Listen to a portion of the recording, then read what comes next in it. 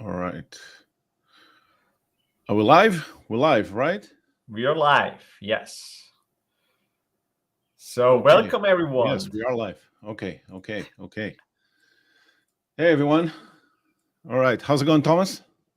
Good, good. Obviously, it has been a crazy time for the both of us, and I think for a lot of people inside Microsoft, always when you like the Yeah. weeks before a large conference, and then obviously the moment we actually announce and publish everything, and we see like how it's going. Yeah, Yeah. it's an amazing time to be here. How about you? How are you doing? Trying to catch my breath. Yesterday was a pretty yesterday was a pretty busy day. We had tons of announcements going on, and there's the Microsoft marketing machine really worked hard yesterday, which is always fun to see. Behind the scenes. So first thing first, for the folks that are watching, feel free to put your questions in the chat. We are here to answer whatever. This is an informal conversation between myself, Thomas, and everyone here. So, Thomas, we're here to talk about some of the things that we had yesterday. Obviously, this is build week, and it's always busy, but it's always also fun because we are announcing so many things. But I gotta ask you before we're jumping into all the stuff here, like, what is the thing that gets you going when it comes to this type of events? I mean, you've been doing this for a while. I've been doing this for a while as well, but probably not at the same capacity that you have. And I just wanted to ask you, like, when there is a new event, like big event that is coming, like Build and Ignite, all these events, how are you cope? Like what is it that you do? Yeah, it's I don't know. Like it's a good question. So first of all, obviously there's a lot of prep going into this, right? We need Yeah. to obviously stay on top of like the things we do, and I mean you do a couple of sessions at this build, right? So you know what I'm talking about. Yeah. That's the one thing, like the things you're directly involved on. Like there's a lot of like stuff which people probably don't see, but it happens in the background. Like Yeah. when we announce things, like we need to review some docs, we need to make sure that everything is set up, that the links are working, and like all the logistic things, right? So that Right. is one thing as well. But then you obviously also want to keep up with all the other stuff which you are not necessarily directly involved with, right? So you Yeah. need to know, okay, what is going on, what is going to be the announcements. And we had some good time, right? Like preparing with like the marketing and engineering teams together for this. Mhm. I really loved how like Microsoft really comes together when something like this is happening.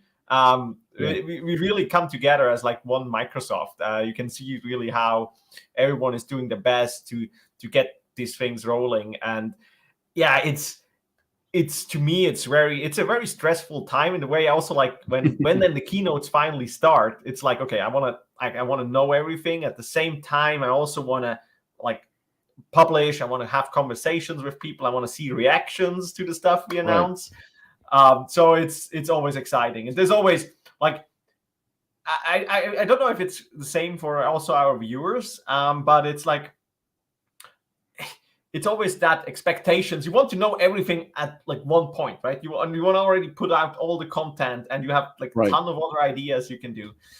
So it's always like super exhausting, but in a good way. Like it's in a you feel good doing Yeah. it. At least that's for me. How about And you? I think that, to me, I'm ready to start seeing real people in real life. I really Oh, hope that, obviously, with hopefully with things potentially coming back to normal. I hope that in future events we'll be able to share a stage and interact with people, and just kind of getting the groove going with just conversations. I think oh that, yeah, to me, that's probably the thing that I'm most anxious to do at this point. yeah, For those of you who know me, I'm not a big fan of traveling, but it is something that is it's part of what we do. But definitely. So, Thomas, just kind of let's just kick things off. You mentioned that there is a lot of announcement and everything is coming in one place. And I think one of the reasons that we wanted to do this stream, we did the same thing for Ignite, and it was pretty cool. We had some fun. But one of the reasons that we wanted to do that is to maybe give our viewers the feeling that they don't need to be overwhelmed. So we just wanted to cover some stuff here. We have a few things that we wanted to cover. So I think let's just get right on it. This is really, I think, the time to do that. So let me, I'll share my screen here, and the way we thought maybe doing this is, obviously with all the announcement, we put in a lot of things at the tech community blogs, and we thought, okay, let's just cover a few things here. Obviously, there are multiple things that we announced, so let's just, I think, let's just dive right into it.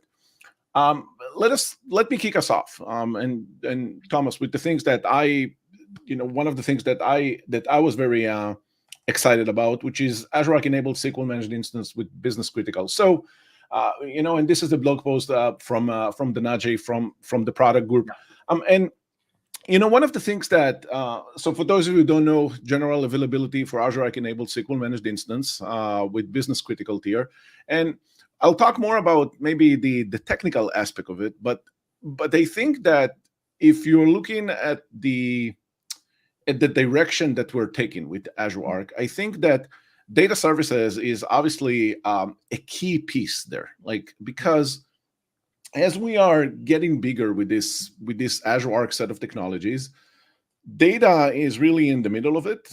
Especially, just talking for myself for a second, I really kind of zoom in. I hope it's not too small for our viewers.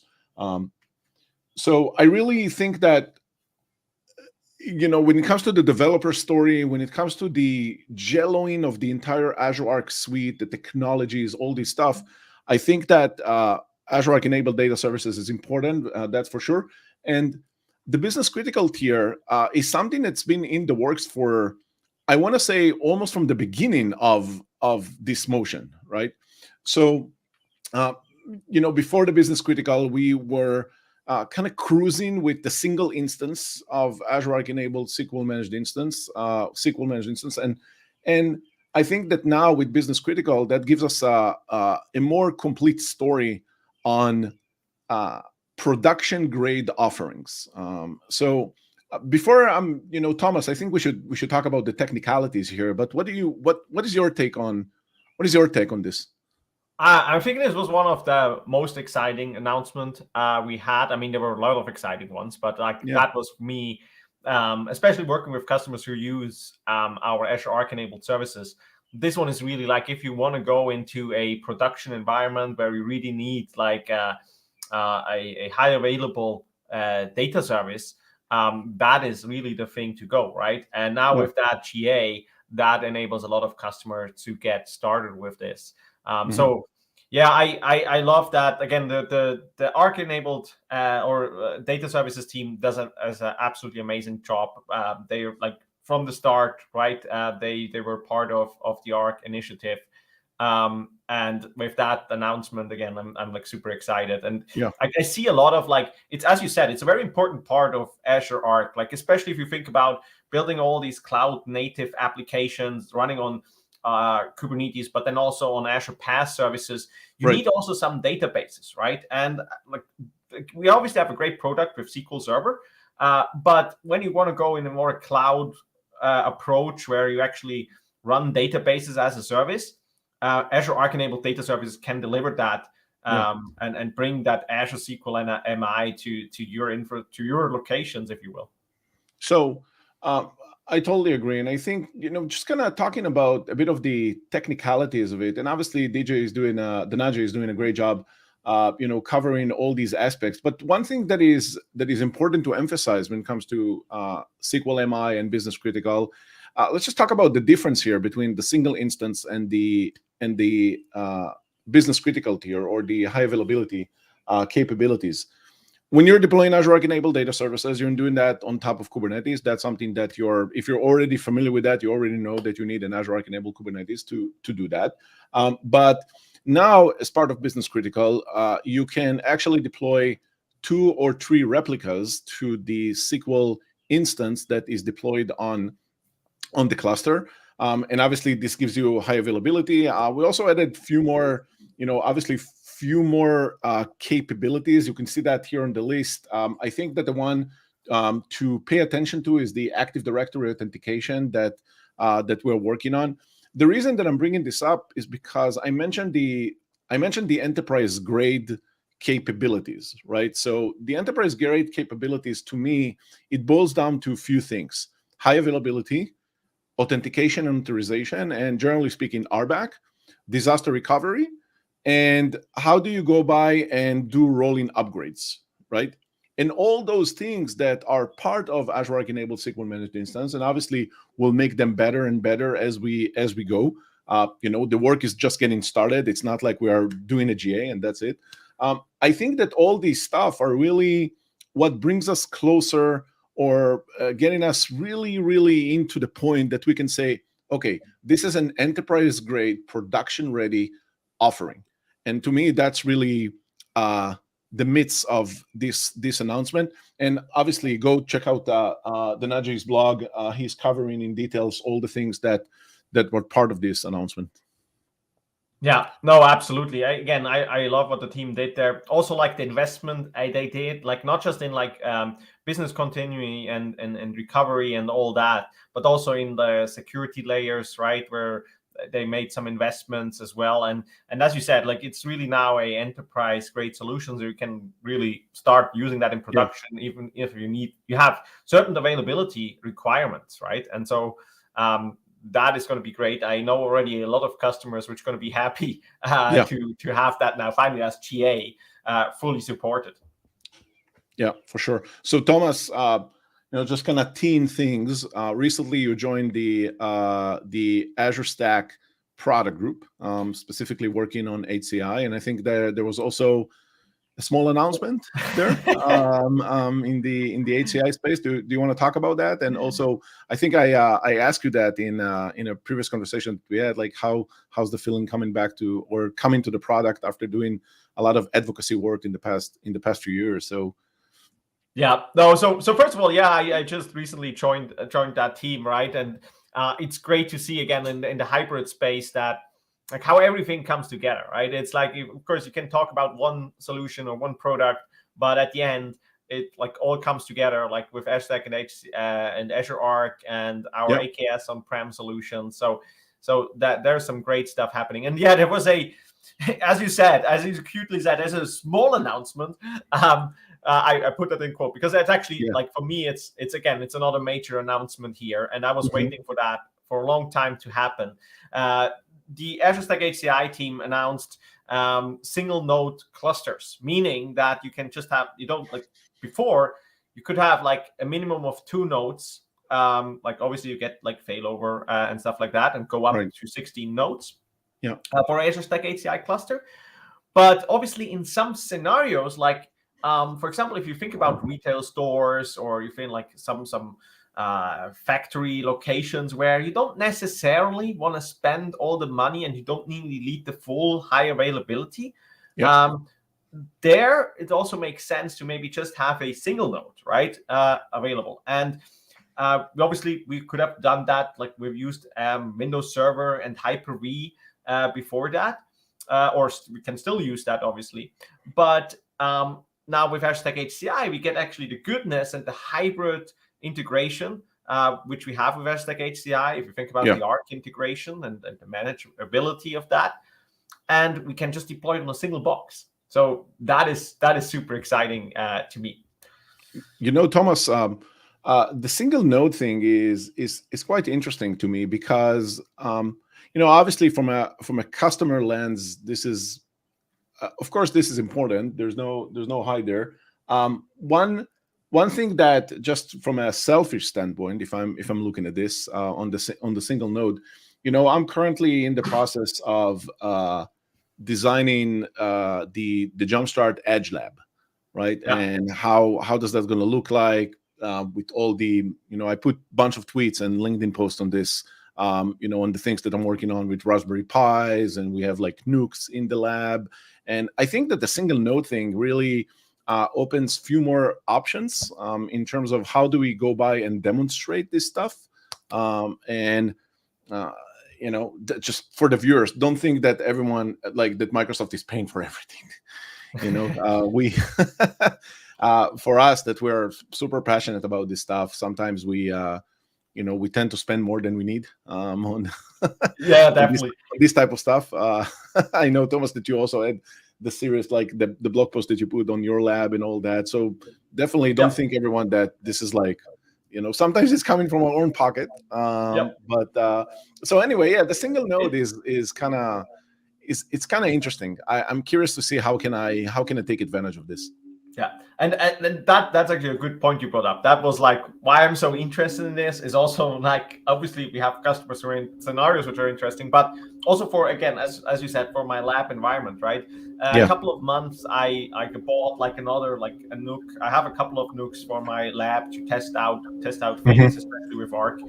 But I was thinking how cool would it be if I could just have a single node Azure Stack HCI cluster on that NUC, connected as it would be a 2-node cluster or 3-node cluster and all that, but without the need of having all the extra networking, all the extra power you need. An Intel NUC, for example, really doesn't make much noise. It's very silent, and it's perfect for that scenario. And then you can connect it up, and you can still do the whole scenario, the whole lab.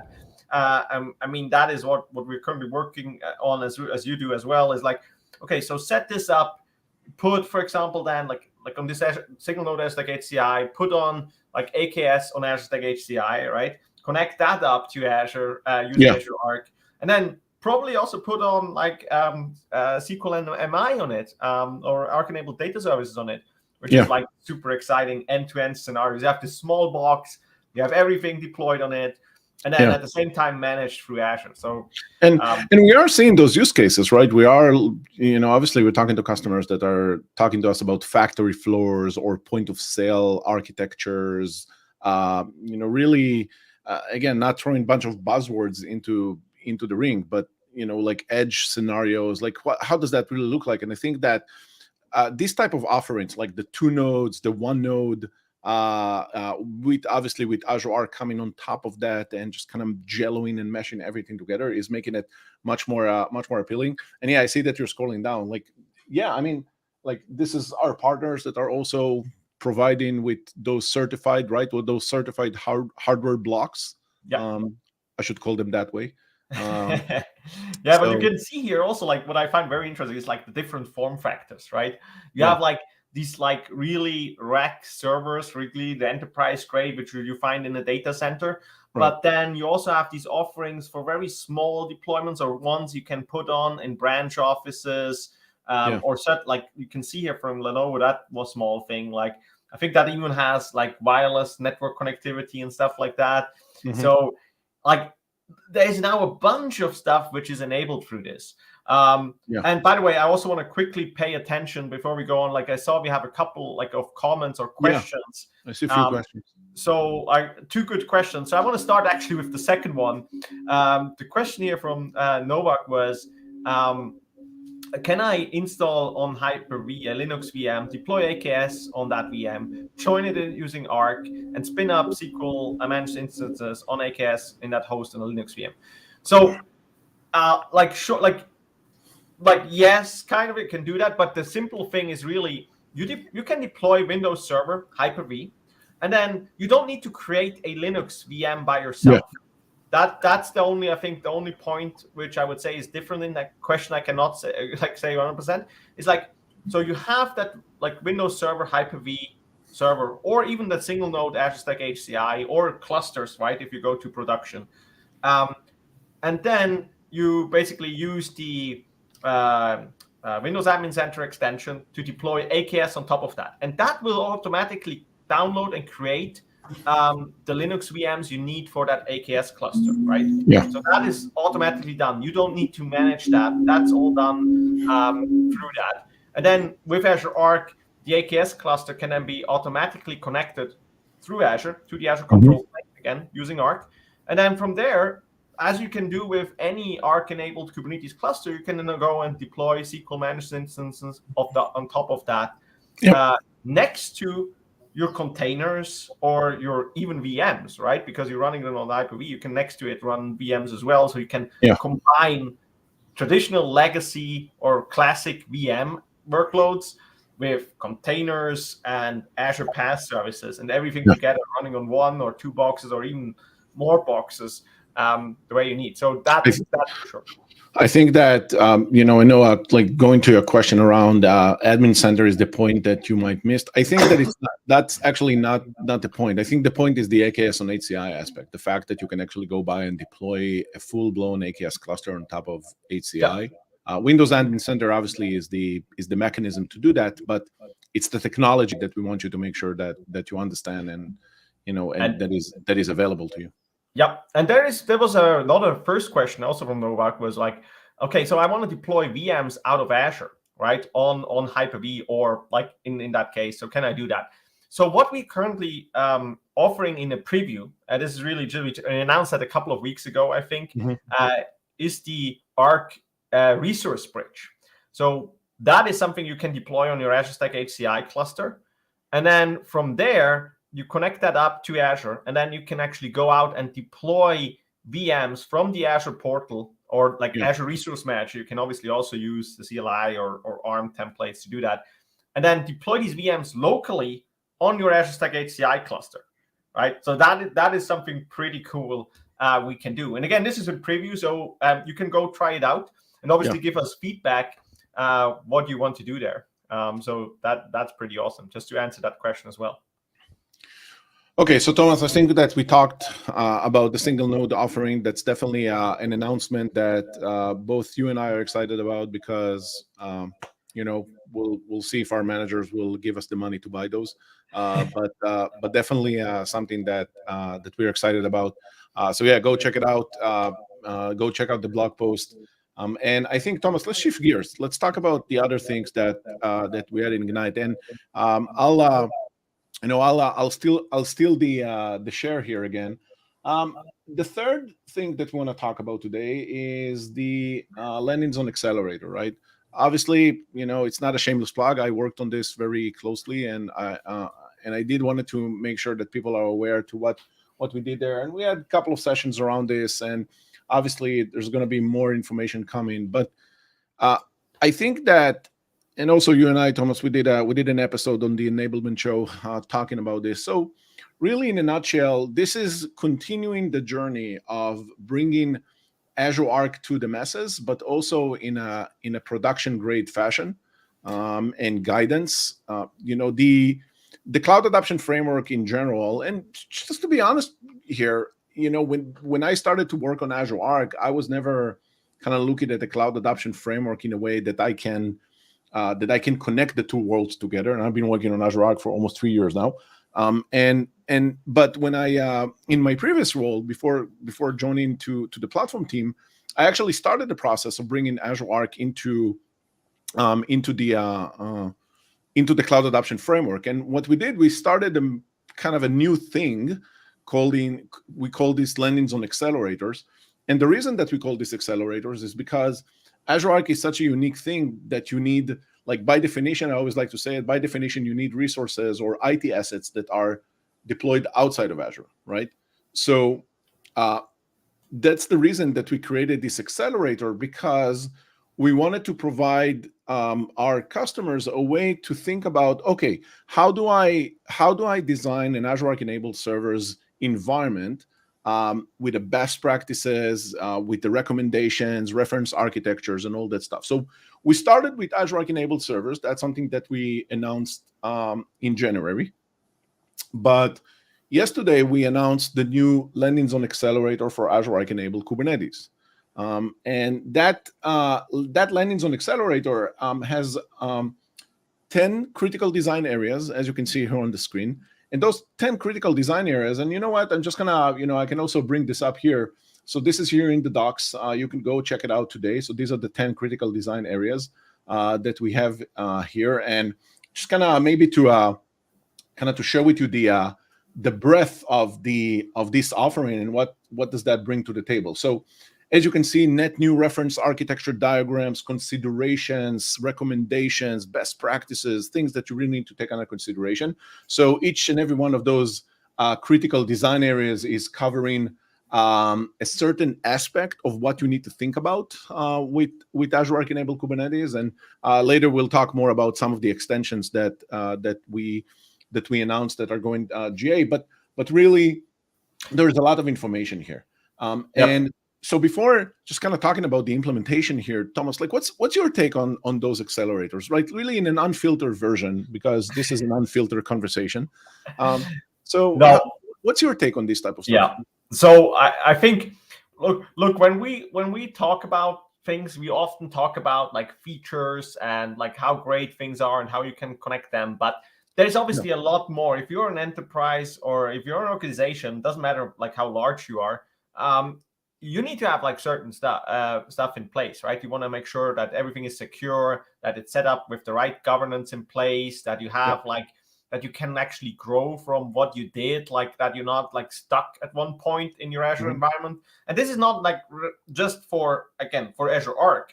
This is like, I mean, this in general for everything you do in cloud computing. And that is where the cloud adoption framework comes in and really gives you that guidance, that proven guidance. We work with engineering, but in the field and our customers and partners to get all these kind of like best practices, right? If you want to call them that, and advice and guidance, like how do you do things. Now, obviously, there's a lot of stuff you need to think about. And obviously, the cloud adoption framework goes through this. It explains how to deal with identity, security, disaster recovery, and all. And as you mentioned, all these design areas and a lot more. Now, this is great. Like, so you have all the explanation, right? But then you also need to figure out, okay, so there's not like one way of doing things. There's like it's like the consulting answer, right? It depends. So that is where these landing zones come in, where they actually help you with that. And then the landing zone accelerators on top of that even like help you. Okay, if I have this scenario now with Azure Arc enabled Kubernetes, for example, then this is what you actually need to look at specifically.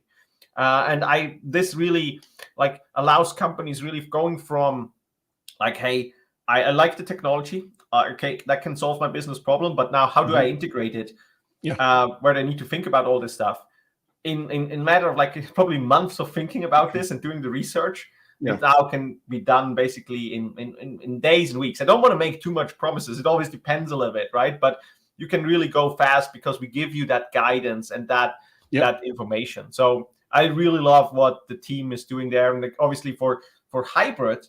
Like before you actually started with our hybrid and multi-cloud guidance there, we did not really have like, okay, how do we, like customers were like, okay, this explains everything how we do in Azure, but I don't just have Azure. I have like stuff on-prem. How do I integrate that? Right. And so with these landing zone accelerators for Arc-enabled servers, but then now for Arc-enabled Kubernetes, we're actually helping customers integrating that. So super happy about these.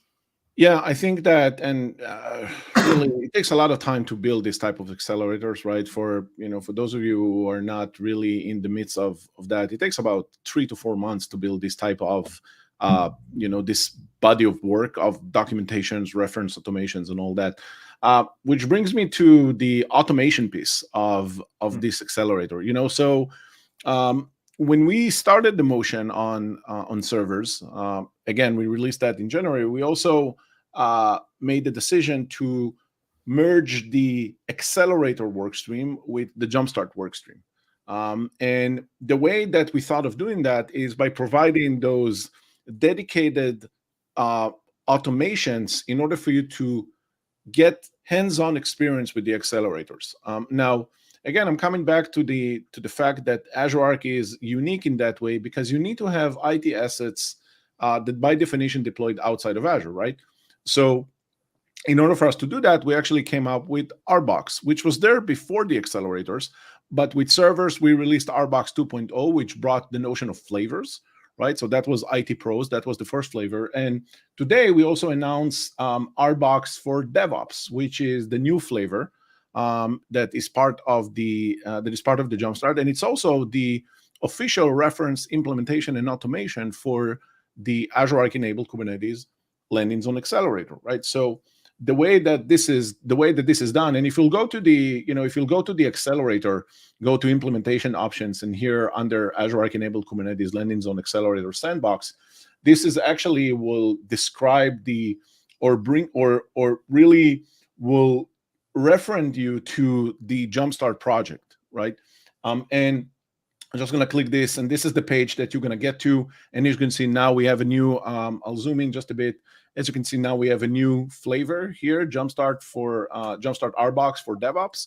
And this is the reference automation and implementation for the Accelerator. So what we're doing here, we are going to spin up a full-blown environment, Azure Arc Enabled Kubernetes environment for you, and you can get hands-on experience with all the things that we are talking about in the actual Accelerator, right?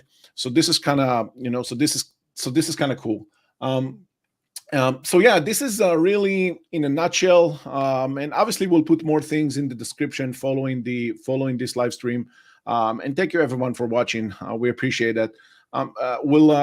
We'll put some more links after the episode for people to know where to get started with this. So we got a lot of love around the Azure Arc Enabled Kubernetes Accelerator. But I think, Thomas, it's time for us. We are halfway into this stream. We cover some ground here. Let's talk about the other things. Azure Arc Enabled servers, private link. That's the next thing that we want to talk about. Yeah, absolutely. So, yeah. I mean, this was a little bit announced to be really fair. This was announced a little bit before Microsoft built, right? It was not like a direct announcement, but obviously a lot of things get lost, and we thought that this is obviously like a lot. I think people are heavily interested in that, especially again when we go to like, hey, okay, this is how you we talked about like how to go to production, right, with SQL MI.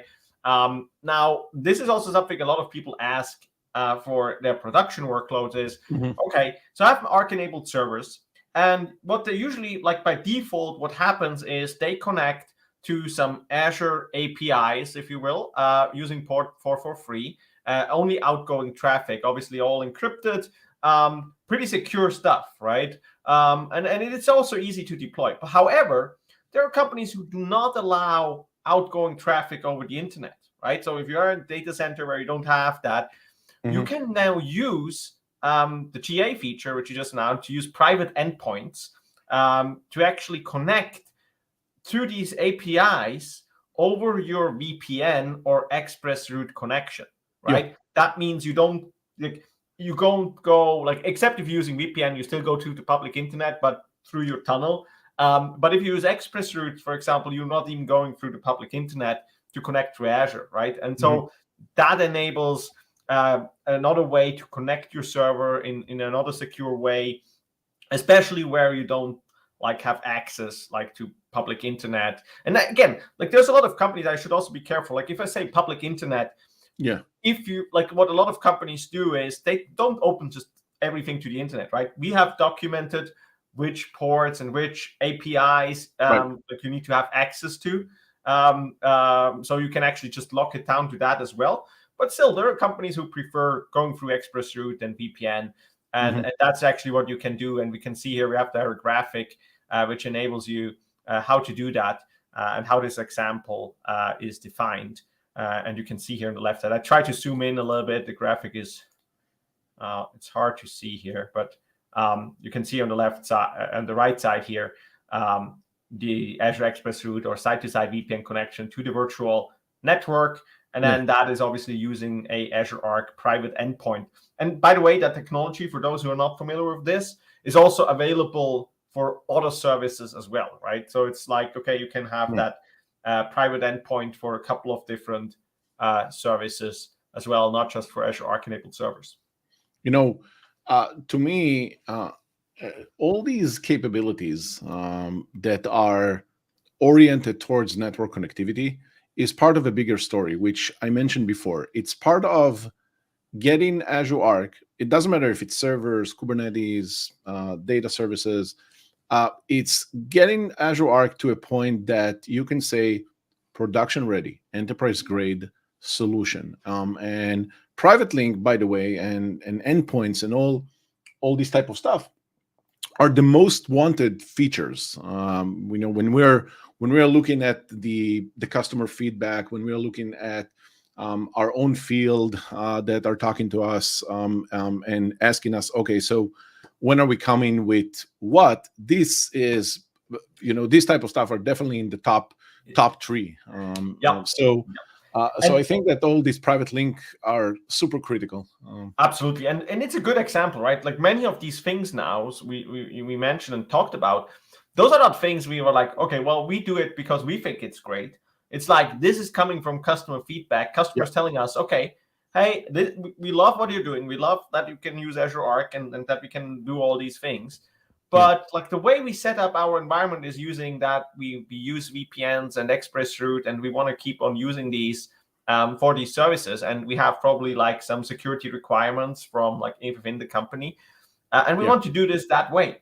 And then obviously the team says, okay, well, we're going to work on that and make that a thing. And so here it is, right? So I think that's always like good examples, like really on how the product group is listening to customer feedback. And so it really matters. I mean, this is something I always tell people is like, okay, when I remember back when I haven't really worked with Microsoft that extreme, like I was just using products like Active Directory, Windows Server, Exchange Server, and things like that. I remember when I started in IT, I was like, well, if I have a problem, like Microsoft, no one in Redmond cares about like me as a little guy here somewhere in Switzerland. I have that problem, right? But now being in that product groups itself and like seeing how we actually listening, like it's actually like, if you're telling us things, and it's not always like that, we cannot solve things, like sometimes like it takes a little bit of time, right? It's not that like, okay, we can just, oh yeah, that's a great idea, we do it and we ship it tomorrow. Sometimes it needs a little bit of like planning cycles and needs to be worked on, and it takes a moment. That's why sometimes it looks like, it's not happening, but actually we take feedback very, very serious. That's for sure. As well as someone is getting on at least 2-3 customer calls a day. Definitely, we are listening to the feedback. But like you said, sometimes it takes a bit of time to ship this type of capabilities. So just kind of to wrap this up with the general availability for Azure Arc enabled server support for private endpoint. Go check it out. Ryan's blog. Ryan is part of the product group. He is the one that is heavily invested and working on Azure Arc enabled servers. So definitely a subject matter expert in this topic. Go check out his blog and read all about that. All right. So we do have a few more things, Thomas, to talk about. So I'll the thing that I want to talk about next is the general availability for GitOps with Flux version 2. So that is something super exciting for me to hear. And again, like I know that obviously we're working a lot with that. We did a lot of demos on that as well. But can you, for the people who are like probably not that familiar with Kubernetes and like also not with like Flux or GitOps in general, maybe explain a little bit what the scenario is and what it allows us to do? Yeah, definitely.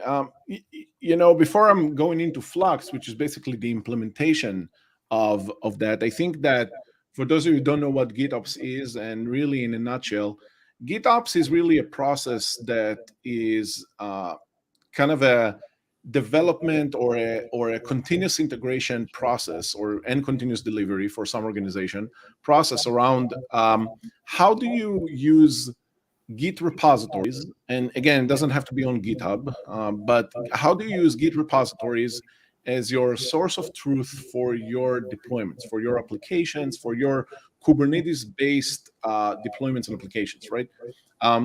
So the way that it's done is via, we have multiple mechanisms to do that in the industry, or multiple solutions in the industry. The two ones that are in the top of the mountain which are, if you're in the business of understanding this type of stuff and know what GitOps is all about, the two that are on the top of the mountain is Flux, coming from Weaveworks. It's an open source project, and also Argo CD.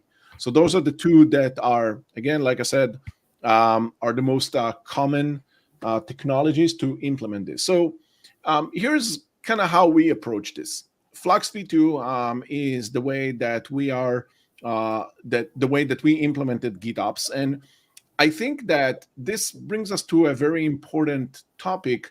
So before diving into the actual announcement here, I think we need to take a step back for a second and talk about what is the extensibility model here, right?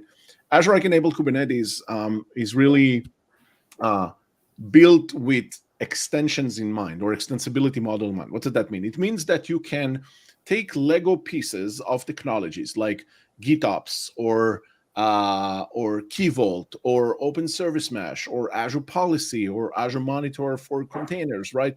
And the list goes on. Those are extensions. Those extensions can be installed on top of those clusters, those Azure Enabled Kubernetes clusters, and those are actually pods that are getting spin in the background, and those extensions are basically unlocking set of capabilities.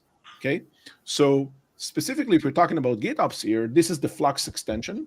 Okay, and the Flux extension really enables the cluster to be able to look at certain or specific Git repositories that are holding Kubernetes manifests, right? Either just YAML files or Helm charts, customize, if you're familiar with that, and just look at those Git repositories and use those as the source of truth for the applications. Okay, so that means that if you have, again, just let's take the most basic scenario here. If you have your version 1 of the application, right? That is described with the Kubernetes manifest, right? So you have your pods, you have your service accounts, you have your Kubernetes services that gets deployed, RBACs, CRDs, all this type of stuff getting deployed as part of your application.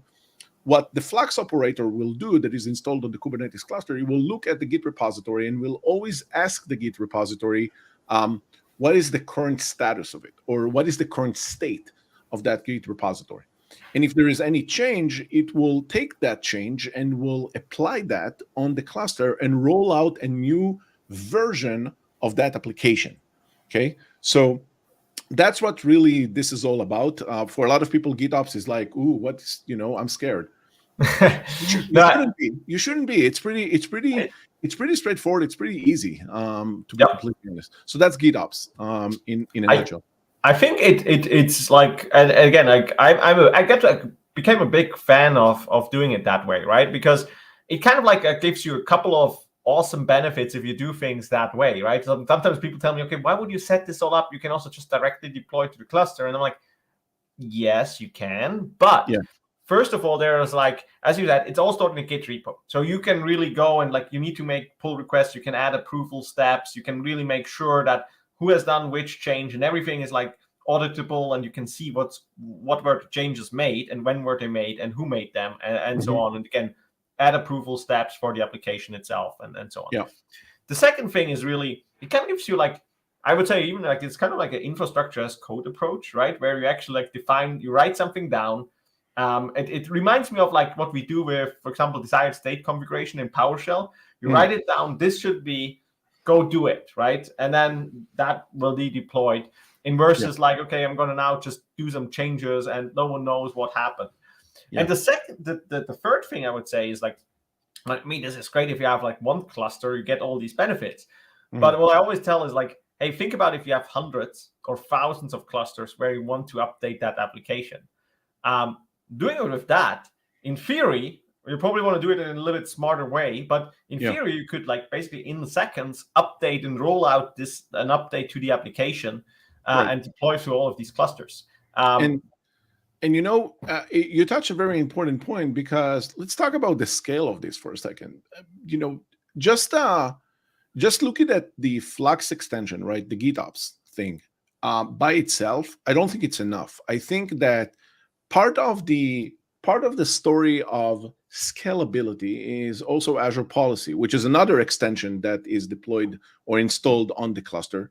Now, when you are meshing those two together, right, you can build Azure policies that are actually apply GitOps configuration on basically resource boundary, either a resource group or a subscription level.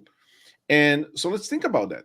Once you are enabling certain clusters, right, and put those in a specific boundary, or you tag those in a certain way, doesn't matter.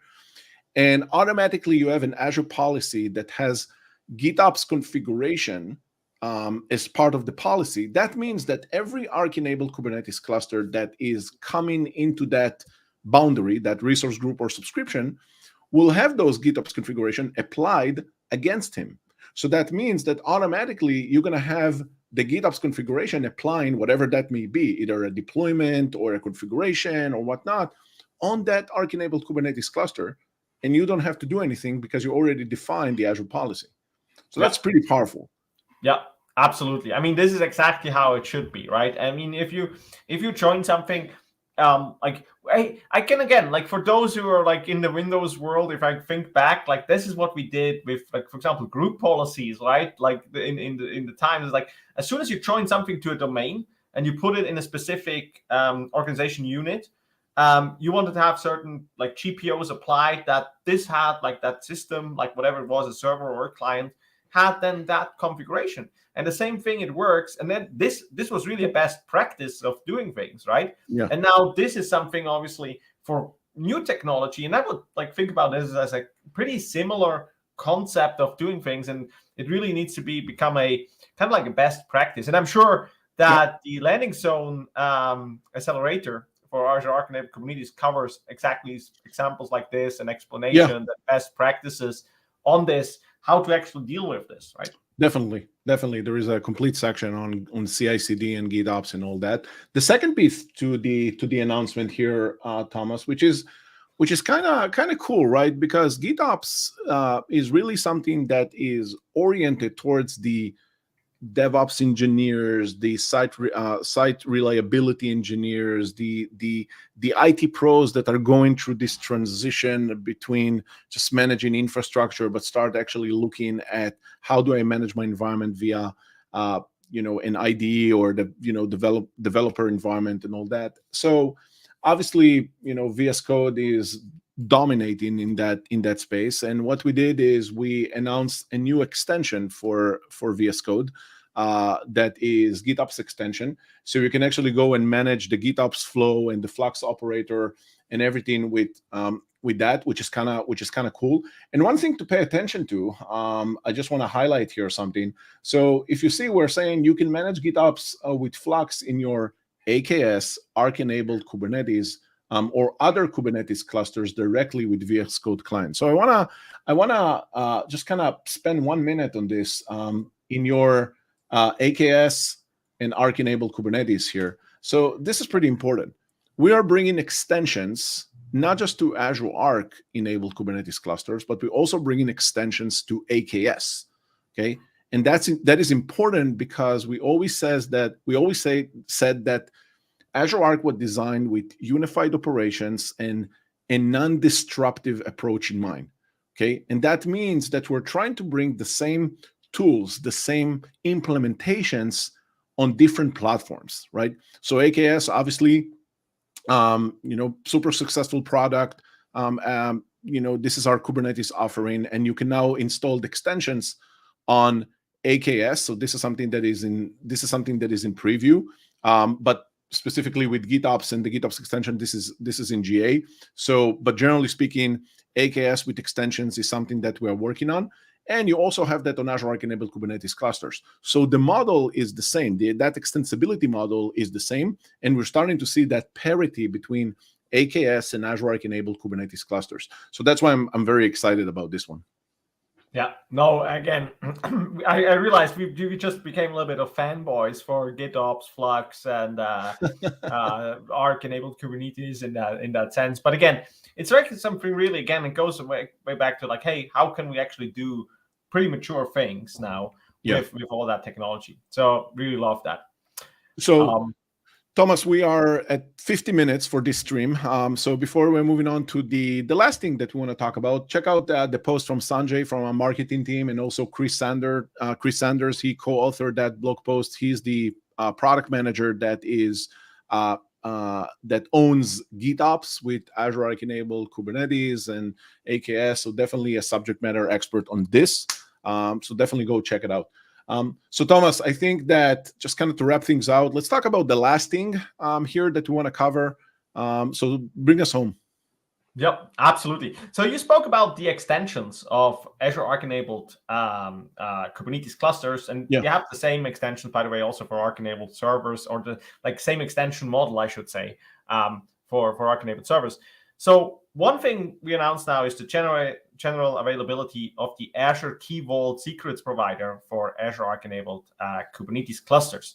Yeah. So this is like pretty awesome. Like if you do write applications, especially like not just in a hybrid world, but like in a cloud world or even on-prem, like managing secrets and passwords and like certificates and you know what is kind of like a pain to make actually sure that it's actually securely stored, that you can access these. You don't want to store somewhere passwords in some files, right? And make sure that you can access a secret store or something.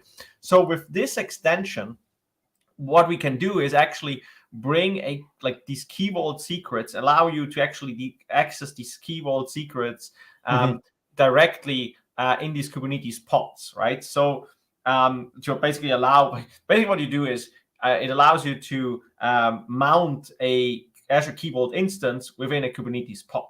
And then the way this is done, like the access piece is very interesting. Now you would say, okay, now I still need to like access that Key Vault, right? I need to make sure that, and that is done obviously by our managed identities, which we can leverage so that like that cluster can use this, and we trust that cluster and we can give it access to that Key Vault, and that basically allows us to do this.